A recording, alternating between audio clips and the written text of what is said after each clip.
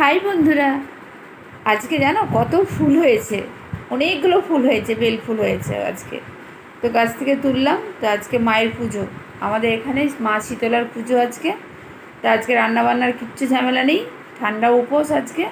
কালকে রাত্রে করে রেখেছি ভাত, আলু ভাতে লঙ্কা ভাজা এসব করে রেখেছি, আজকে খাওয়া হবে।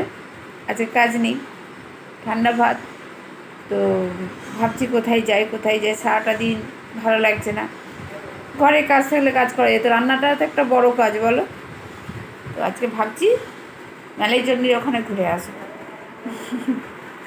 আমাদের সামনেই বাস স্ট্যান্ড, বাসে উঠবো, 1 ঘন্টা লাগবে। আমতাই যাব, ব্যাস মেলায় চণ্ডী মন্দিরে যাব, মায়ের কাছে একটু যাব, দর্শন করব, এই একটু টুকটাক মুখরোচক কিছু খাবো, খেয়ে আবার বাসে উঠবো, আবার বাড়ি চলে আসবো। আমার তো খুব ভালো লাগে, মানে আমার মনে হয় আমি এখানে একটু যাই, এখানে একটু মানে ঘরে ভালো লাগে না।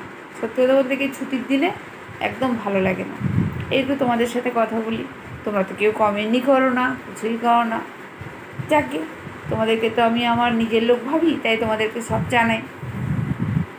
তো চলো, তো একটু পরে ভাত খাবো, ঠিক আছে।